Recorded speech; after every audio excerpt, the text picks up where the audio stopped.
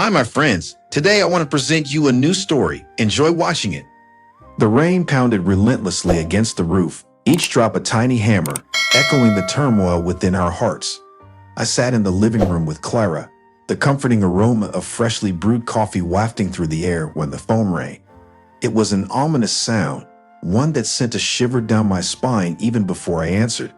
Clara's eyes met mine, wide with apprehension, as I picked up the receiver. "Mr. Anderson?" The voice on the other end was shaky and somber. "This is Officer Michaels. I'm afraid I have some devastating news." My breath caught in my throat. "What is it, officer?" "There's been an accident. Your son, Teddy. He didn't make it." The words felt like a sledgehammer to my chest. Clara, seeing the look on my face, began to sob uncontrollably. Her cries were gut-wrenching, a mother's heart breaking in real time. I could barely muster the strength to hold her, my own tears blurring my vision. The drive to the hospital was a blur. The rain had turned the streets into slick, reflective surfaces that mirrored our grief. As we arrived, the cold, sterile environment of the emergency room seemed to amplify our pain. We were led to a small, dimly lit room where a doctor awaited us, his face etched with sorrow. "I'm so sorry for your loss," he said softly, his eyes downcast. "Teddy was brought in with severe injuries. We did everything we could." Clara's knees buckled, and she clung to me for support. "No, no, no," she kept repeating, as if saying it enough times could reverse the truth. We were allowed to see Teddy one last time. The morgue was cold, the kind of cold that seeped into your bones and settled there. Teddy lay on a metal table, looking so peaceful yet so terribly wrong. Clara kissed his forehead, her tears falling on his still pale face. It was then that I noticed something was amiss. Teddy's eyes, those bright, lively eyes that always sparkled with mischief, were gone. In their place, his eyelids were sewn shut. A visceral rage surged through me. "Where are his eyes?" I demanded, my voice trembling with fury. Clara looked up, confusion and anger mingling on her tear-streaked face. A young pathologist, visibly nervous, approached us. "I'm sorry, sir, but we had to take his corneas. There was an urgent need for a transplant." "Without our consent?" Clara's voice was a broken whisper. "You had no right." The pathologist took a step back, clearly unprepared for our reaction. "I am sorry, but it was a matter of urgency. You need to speak to the eye department." The rage inside me was almost uncontrollable, but I managed to restrain myself. Clara and I stormed out of the morgue, our grief now mixed with a burning need for answers. The world outside blurred into a haze as Clara and I drove to the eye department, our minds reeling from the events at the morgue. The rain had let up, but the dark clouds still loomed overhead, mirroring the storm within our hearts. Clara clutched Teddy's favorite stuffed bear, her knuckles white with the effort. The silence between us was thick, punctuated only by her occasional sobs. When we arrived, the bustling eye department was a stark contrast to the morgue's cold stillness. We pushed through the crowded waiting room, our grief and anger propelling us forward. We demanded to see the person in charge, and after a tense exchange with a flustered receptionist, we were ushered into a sleek office. Dr. Reynolds, a tall man with kind eyes and a calm demeanor, greeted us. He had the air of someone who had seen too much suffering, but still held on to a glimmer of hope. "Mr. and Mrs. Anderson," he began, "I can't imagine how difficult this is for you." Clara's eyes blazed with fury. "How dare you take our son's eyes without our permission?" she shouted, her voice cracking. "You had no right." Dr. Reynolds took a deep breath, visibly pained by her words. "I am truly sorry for your loss. I know nothing can ease your grief. But please understand, there was a child who needed those corneas desperately." "We don't care about your reasons," I said through gritted teeth, struggling to keep my composure. "You violated our trust. We want our son's eyes back." The doctor's expression softened, and he motioned for us to sit. Reluctantly, we did, our eyes never leaving his face. "There's someone I want you to meet," he said gently. "Please come with me." We followed him down a long corridor, our hearts pounding with a mix of dread and curiosity. He led us to a room in the pediatric ward, where the sounds of children laughing and playing seemed a cruel mockery of our pain.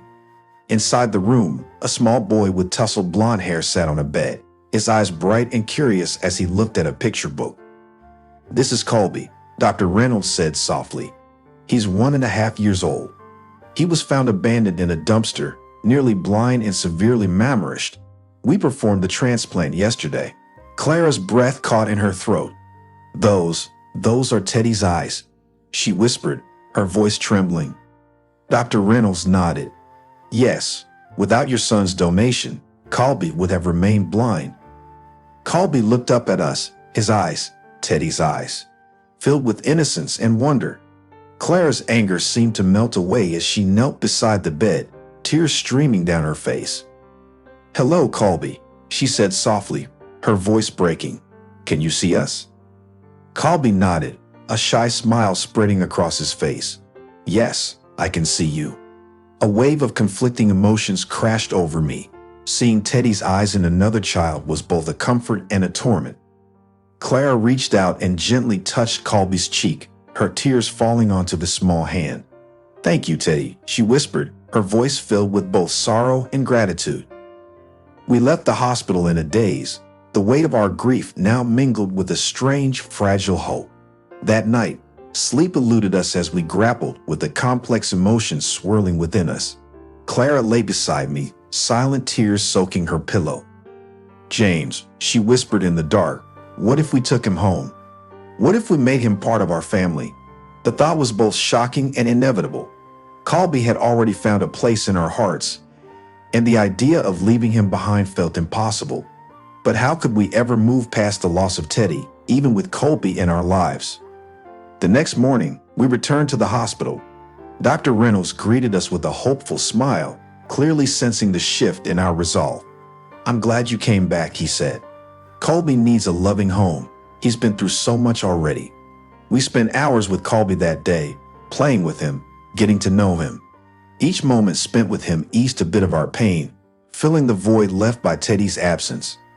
Clara's laughter, hesitant at first, grew stronger with each passing hour, a melody I hadn't heard in what felt like an eternity.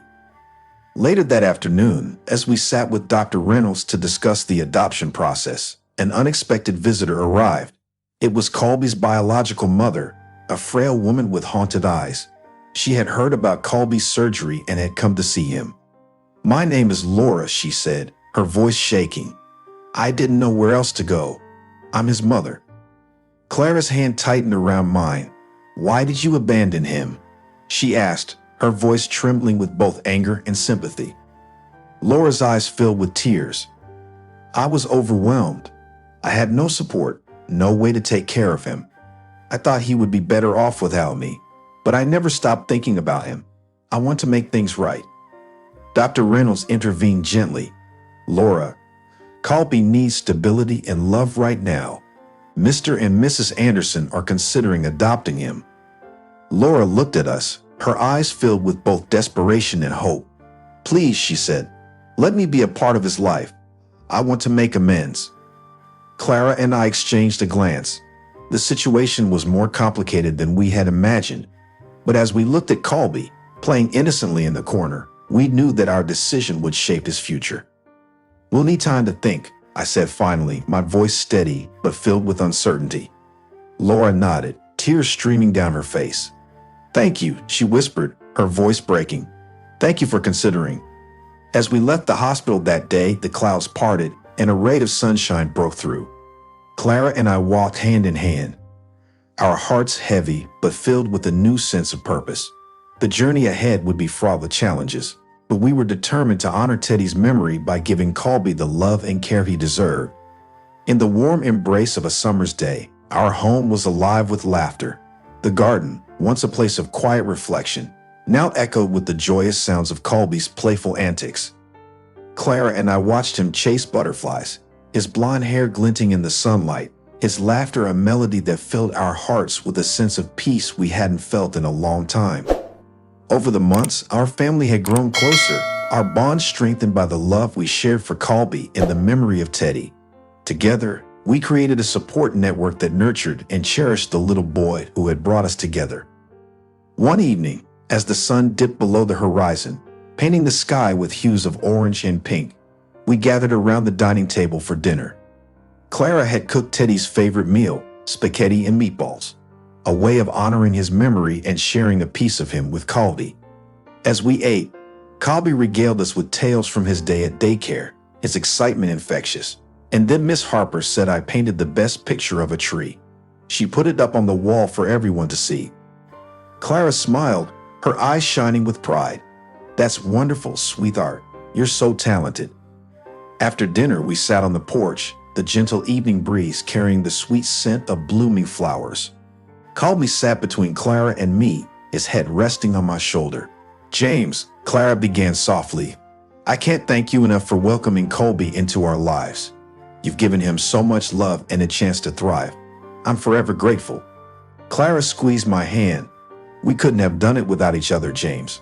Colby is a blessing to both of us. As the stars began to twinkle in the night sky, Colby yawned, his eyelids drooping. Clara gently lifted him into her arms, and we took him to his room.